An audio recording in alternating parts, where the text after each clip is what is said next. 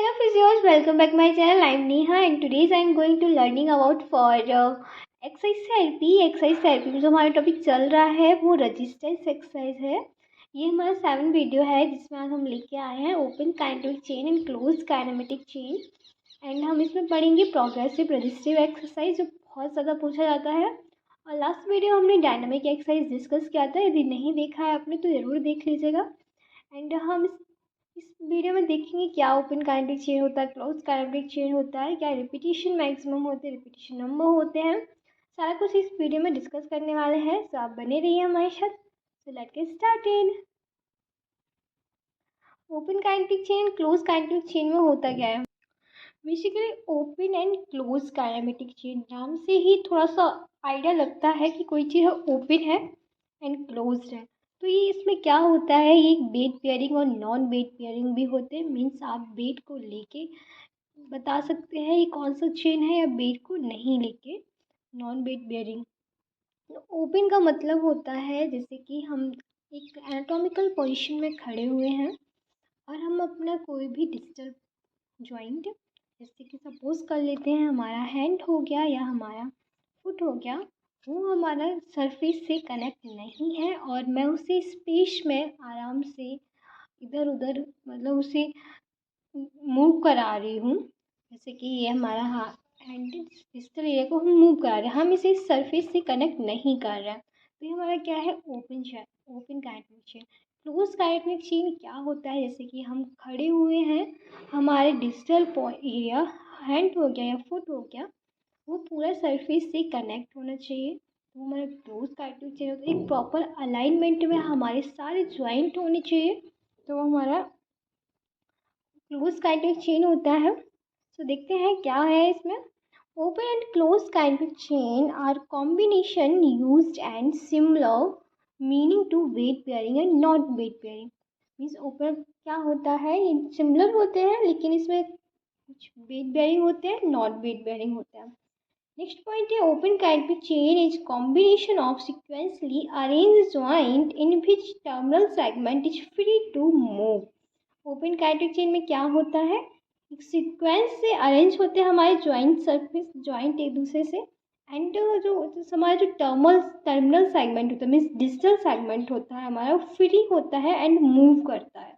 Okay, next point है हमारा the hand or swinging the leg in open kinematic chain.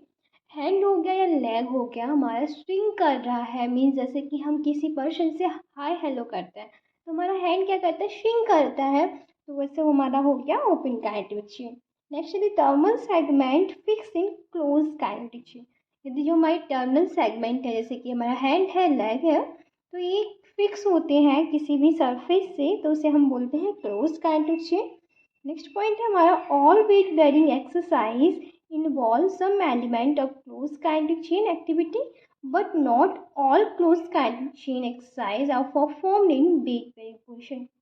मतलब क्या होता है इसका, कि हम कोई भी एक्सरसाइज करते हैं, जितनी भी एक्सरसाइज कर रहे हैं उनमें हम वेट को वियर कर रहे हैं, तो वो हमारी क्लोज काइनेटिक चेन एक्टिविटी हो सकती है, पर ऐसा नहीं है कि सारे ही क्लोज काइनेटिक चेन एक्टिविटी में आपको वेट वियर करना ही पड़े, ऐसा कुछ ज़रूरी नहीं होता है।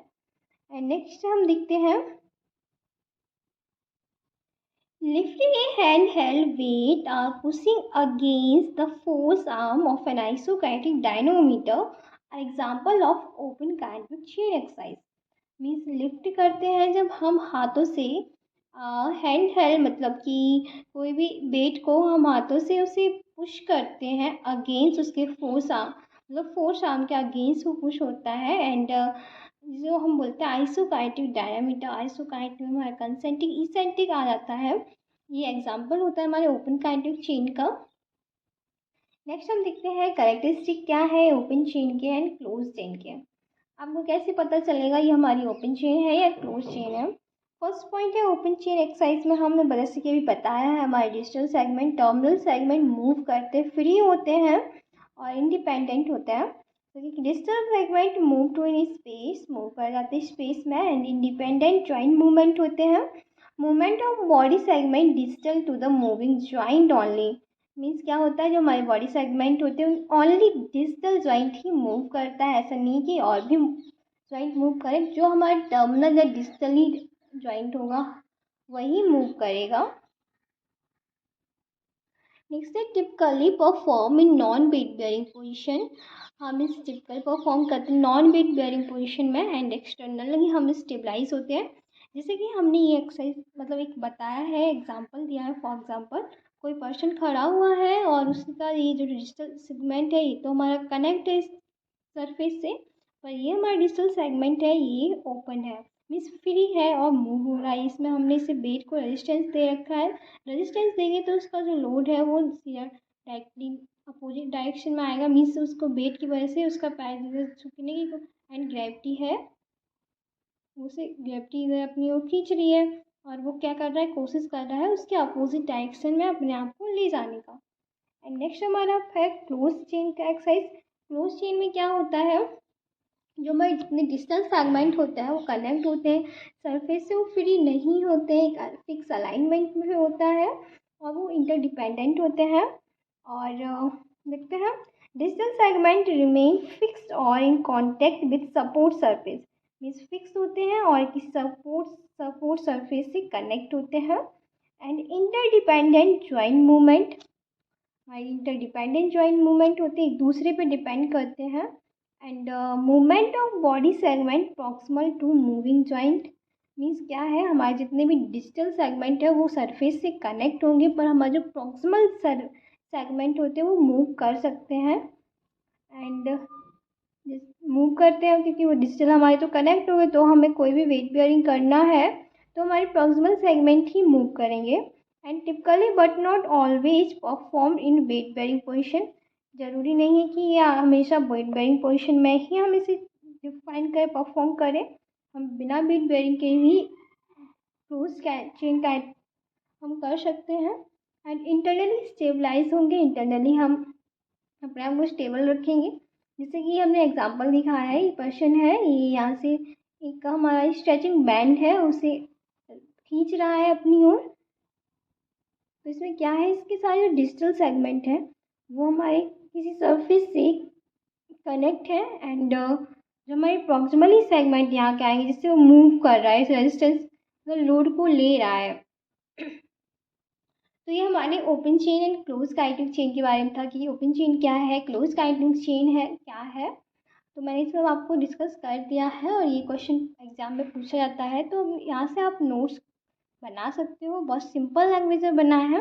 नेक्स्ट हम देखते हैं progressive resistive exercise. Progressive resistive exercise का मतलब क्या होता है ये आपको पता होना चाहिए। प्रोग्रेसिव मतलब होता है कि हमें एक प्रोग्रेसिव रेजिस्टिव एक्सरसाइज होता क्या है बेसिकली वो समझ लेते हैं।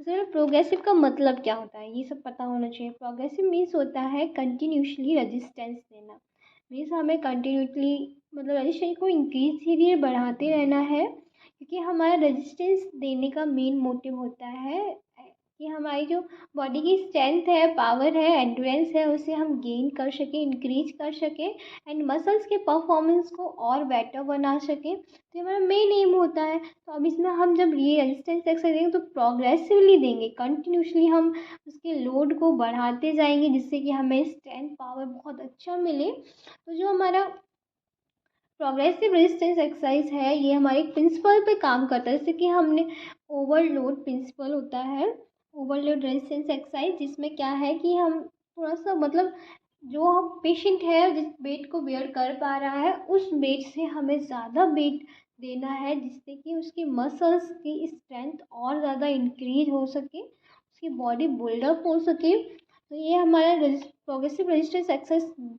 कराने का मेन मोटिव होता है। तो क्या है प्रोग्रेसिव रेजिस्टेंस एक्सरसाइज देखते हैं।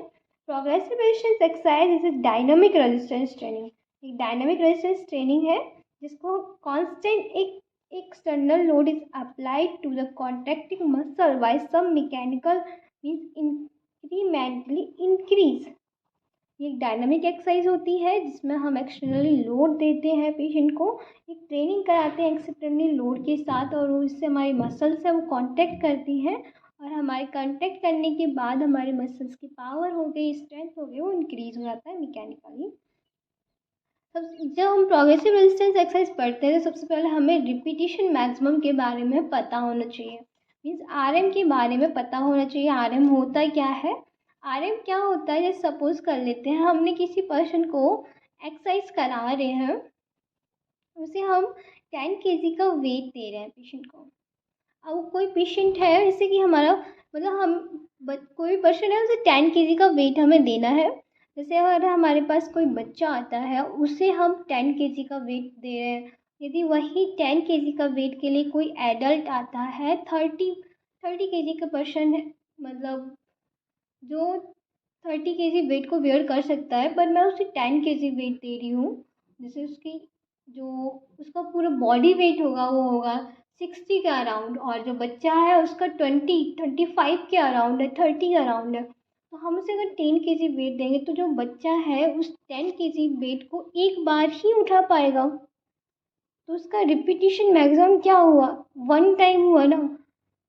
और वही वेट जो जो हमारे पास पर्सन आया है, जो 60 kg वेट का पर्सन है, वही वेट वो 10 kg वेट 10 टाइम्स उठा सकता है। तो ये हमारा क्या है कि रिपीटिशन मैक्सिमम है। मीन्स कोई भी पर्सन एक वेट को एक टाइम उठा पा रहा है और कोई भी पर्सन उस वेट को 10 टाइम्स उठा पा रहा है। तो ये हमारा रिपीटिशन मैक्सिमम होता है। RM is defined as greatest amount of weight or load can be moved control through the full available range of motions a specific number of time before fatigue।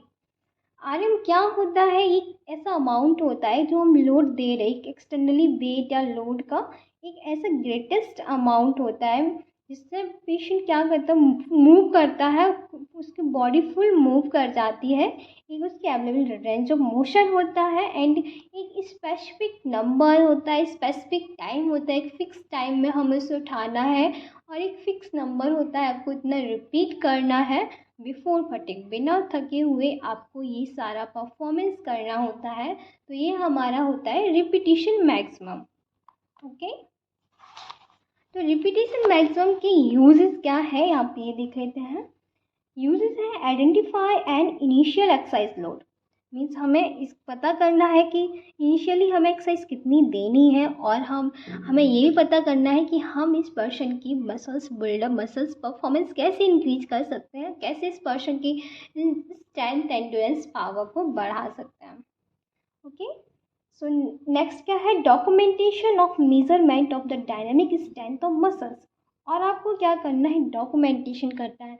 जैसे आपके पास फर्स्ट डे जो person आता है training लेने के लिए, तो आपको डॉक्यूमेंट करना है उसकी जो अभी प्रेजेंट में क्या रेंज ऑफ मोशन है, क्या स्ट्रेंथ है, क्या पावर है, क्या एंडोरेंस है, सारी चीज़ें आपको डॉक्यूमेंटेशन करना है। पेशेंट की हिस्ट्री लेनी है, पेशेंट के बारे में सब कुछ पता करना है, पेशेंट क्या करता है, और उसके बाद ही आप रजिस्ट्रेशन एक्सरसाइज देना स्टार्ट करेंगे। डॉक्यूमेंटेशन में एक बार आप देख लेंगे कि इनिशियली पेशेंट की जो परफॉर्मेंस है वो क्या है, फिर आप देखेंगे जब रजिस्ट्रेशन एक्सरसाइज देंगे, ट्रेनिंग देंगे, उसके कई दिनों बाद आप फिर उसे मैच करेंगे तो उसमें क्या चेंजेस आते हैं ये भी आपको पता होना चाहिए, और जो पर्सन आ रहा है आपके पास उसे भी पता होना चाहिए। तो हम यहाँ देख लेते हैं 10 रिपीटेशन होता है, 1 रिपीटेशन होता है। अब 10 रिपीटेशन मैक्सिमम और 1 रिपीटेशन मैक्सिमम में क्या डिफरेंस होता है? जैसे कि अभी मैंने बताया था आपको, maximum amount of weight which can be lifted for 10 times. Means एक उतना वेट जो कोई भी पर्सन है उसे 10 टाइम्स उठा सकता है। एंड नेक्स्ट क्या है? One range of repetition maximum में क्या है? Maximum amount of weight which can be lifted for only once, only एक टाइम। तो इसमें क्या है, जैसे कि सपोज कर लेते हैं कि 20 kg का वेट है। ओके, 20 kg का वेट है, कोई पर्सन आता है उस 20 kg वेट को एक टाइम ही उठा पाता है। मैक्सिमम उसका अमाउंट क्या है वेट वेयर को, वो 20 kg है, पर वो पर्सन उस वेट को ओनली एक बार उठा पा रहा है, only 1 time. And 10 repetition maximum में क्या होता है, कोई पर्सन है किसी वेट को 10 टाइम्स उठा पा रहा है, 10 टाइम्स उठा पा रहा मीन्स क्या है, तो वो वेट है वो कम है, क्योंकि वही पर्सन अभी 20 kg वेट को एक बार उठा पाया था। अब वही पर्सन अब रिपीटेशन मैक्सिमम है, वो उसका 10 टाइम्स है, 10 टाइम कर पा रहा है। और तो मतलब कि इसका जो वेट है वो कम होगा, 5 केजी वेट होगा, तभी तो वो 10 टाइम्स उठा पा रहा है, वरना पहले ही उठा लेता। तो ये होता है हमारा repetition maximum, 1 times and 10 times. जब 10 टाइम्स हम उठा लेंगे कोई चीज़, उसका वेट कम है, यदि एक ही बार उठा पाए तो उसका वेट बहुत ज़्यादा है। आई होप आपको समझ आया होगा 10 RM एंड 1 RM में क्या डिफरेंस है। ओके, तो कुछ प्रोग्रेसिव रेजिस्टेंस एक्सरसाइज की टेक्निक होती है, किन टेक्निक को हम अप्लाई करके रेजिस्टेंस एक्सरसाइज देंगे। जैसे कि फर्स्ट सबसे पहले एक आए थे हमारे पास साइंटिस्ट थे डेल्ट्रॉम एंड वैटकिंस। इन्होंने सबसे पहले दिया था ये टेक्निक, और उन्होंने बताया था कि आपको स्टार्टिंग इनिशियली क्या रखना है, क्या स्टार्ट में लोड देना है। और जैसे कि हम यहाँ पे सपोज करते हैं कि जो हमारा वेट है वो 20 केजी है वेट। ओके, 20 केजी वेट है। अब 20 केजी वेट को हमें किसी पर्सन को देना है, उसकी मसल्स परफॉर्मेंस इंक्रीज करना। तो हम इनिशियली क्या करेंगे जब भी पर्सन हमारे पास आता है। तो डेल्ड्रॉम ने बताया कि हम डायरेक्टली किसी पर्सन को 20 केजी वेट नहीं दे सकते, क्योंकि उससे muscles injury, soft tissue injury हो सकती है। तो उन्होंने क्या किया, धीरे धीरे उन्होंने प्रोग्रेसिवली वेट को बढ़ाना स्टार्ट किया। तो उन्होंने सबसे पहले दिया 10 lift with 1/2 means half 10 RM या 50% बोल दो उसे। जैसे कि हमारा 20 केजी वेट है, हमने सपोज किया उसका हाफ रिपीटिशन देना है, 10 टाइम्स लिफ्ट करना है। तो हाफ मतलब क्या होगा, 10 केजी। ओके, एंड नेक्स्ट है, मतलब स्टार्टिंग में आपको 20 डायरेक्टली नहीं देना है, 10 केजी देना है और उसकी 10 रिपीटिशन लगाने, 10 बार लिफ्ट कराना है उसे। एंड नेक्स्ट है 10 लिफ्ट विथ 3/4 10 RM मीन्स उसका 3/4 मीन्स जैसे कि हमारा 70 to 80% मीन्स 20 केजी वेट का 70 to 80% ऐसे ही होगा 16 के अराउंड, 16 केजी के अराउंड। तो आपको सेकंड में क्या करना है, 16 केजी वेट को आपको 10 बार रिपीटिशन कराना है, डायरेक्टली 20 नहीं देना है। एंड नेक्स्ट है 10 lift with full in 10 RM means last में हमें क्या करना है, पूरा फुल देना है, मीन्स 100% वेट देना है और 10 रिपीटिशन कराने हैं। तो इससे क्या होगा, उसे 20 केजी वेट को पूरा मिल जाएगा। तो स्टार्टिंग में उन्होंने क्या किया, सबसे पहले हाफ दिया, 50% दिया, फिर 70 to 80% दिया, फिर 100% दिया। डायरेक्टली उन्होंने सारा 20 केजी वेट नहीं दिया, क्योंकि उन्होंने क्या सोचा कि हम अल्टरनेट करते जाएंगे, बिल्डअप होगा अच्छे से जब तक हमारी बॉडी अडॉप्ट कर जाएगी। मीन्स 50 केजी दिया, कुछ दिन 50 केजी कराया, फिर से वो हमारी बॉडी अडॉप्ट कर गई, फिर हमने 70 to 80% कराया, फिर वो हमारी बॉडी वहाँ से अडॉप्ट कर गई, एंड फिर उसके बाद मैंने 100 पर। तो इन तीन रिसेट के बीच में कुछ थोड़ा सा टाइम मिल जाता है, रेस्ट मिल जाता है। रेस्ट मिलने की वजह से फटिग कम होती है और मसल जो इंजरी हुई है वो भी रिकवरी हो जाती है। एंड नेक्स्ट हमारा है ऑक्सफोर्ड टेक्निक। ये इतना आपको ध्यान नहीं देना है इस पर। ऑक्सफोर्ड टेक्निक में क्या था, जिनोवेट ने दिया था। इन्होंने क्या बताया, इन्होंने इसके अपोजिट बताया। ऑक्सफोर्ड ने देखा कि हम जब तक 100% पे आते हैं तब तक पेशेंट है उसकी मसल्स है फटे होने लगती है। तो उन्होंने क्या सोचा, क्यों ना हम पहले 100 को कराते हैं, फिर हम 70 to 80% कराते हैं, फिर उसके बाद हम 50% कराते हैं, जिससे हमारी मसल्स फटिंग नहीं होगा और बेटर परफॉर्मेंस आएगा। तो उन्होंने सबसे पहले क्या किया, सेट 10 रिपीटिशन किए 100%। उन्होंने 20 केजी वेट स्टार्टिंग में दे दिया, फिर उसके बाद उन्होंने 70 to 80% दिया, मीन्स 16 केजी वेट दिया, फिर उसके बाद 50% दिया, मीन्स 10 केजी वेट दिया। मीन्स पहले 20, फिर 16, फिर 10 केजी। तो ये ऑक्सफोर्ड टेक्निक एंड डेल्ट्रॉम टेक्निक एक दूसरे से रिलेट करती थी। उनका बहुत अच्छा, मतलब बहुत अच्छा परफॉर्मेंस निकला मसल्स के लिए, पर्सन को जो भी पर्सन पे कराई गई है एक्सरसाइज। एंड नेक्स्ट एक आई है मैक्यून टेक्निक। मैक्यून टेक्निक में क्या हुआ, इसमें पर्सन को जब पर्सन 4 सेट रखेगा, अभी तक क्या था 3 सेट थे, इनमें 4 सेट रखे, चारों सेट में सेम रिपीटिशन नंबर है एंड सेम हमारा रिपीटिशन मैक्सिमम है। तो इसमें क्या है, जब पेशेंट आया उसे हमने first day to last day हमने सेम वेट रखा है और सेम रिपीटिशन रखा है। तो ये क्या है, ये हमारी स्ट्रेंथ गेन करने के लिए बहुत ज़्यादा है। यदि कोई पर्सन है उसे मसल्स बल्क चाहिए, उसे बहुत ज़्यादा हैवी मसल्स चाहिए, तो उन लोगों के लिए ये मैक्यून टेक्निक बहुत यूज़ में लाई जाती है। किसी कोई पर्सन ऐसे हाइपरट्रॉफी चाहिए अपनी मसल्स में, तो उसमें ये टेक्निक को हम यूज़ करते हैं। यदि हमें स्ट्रेंथ और एंड्योरेंस दोनों चाहिए, तो स्ट्रेंथ में क्या होता है, स्ट्रेंथ बढ़ाने के लिए हम क्या करते हैं, जो हमारे जो रिपीटिशन नंबर होते हैं उन्हें कम रखते हैं, पर हम अपना जो वेट है उसे ज़्यादा रखते हैं। सपोज कर लेते हैं वेट 20 kg है और हम 20 kg वेट को ओनली रिपीटिशन नंबर में आता है, ओनली 5 बार रिपीट कर रहे हैं, 5 बार रिपीट। और जब भी हमें एंड्योरेंस बढ़ाना है, एंड्योरेंस बढ़ाने के लिए आपको क्या करना है, जो आपका वेट है उसे कम करना है एंड नंबर ऑफ रिपीटिशन बहुत ज़्यादा होनी चाहिए। सपोज कर लेते हैं 5 kg आपका वेट है और आपको जो नंबर ऑफ रिपीटिशन है वो 20 है। 20 बार आप 5 kg वेट को रिपीटेट करेंगे। तो आपको यहाँ पे जो प्रोग्रेसिव रेजिस्टेंस एक्सरसाइज का मेन मोटिव हुआ हमारी ट्रेनिंग के साथ साथ strength training, power training and हमारा एंड्योरेंस ट्रेनिंग। आई होप आपको समझ आया होगा। एंड ये हम यहाँ पे हमने कंप्लीट कराया है open and kinetic chain and progressive resistance exercise. So next हम जो वीडियो लाएंगे उसमें हम पढ़ने वाले हैं प्रोप्रियोसेप्टिव फैसिलिटेशन। सो वीडियो अच्छा लगा हो तो like and subscribe. Thank you so much for watching.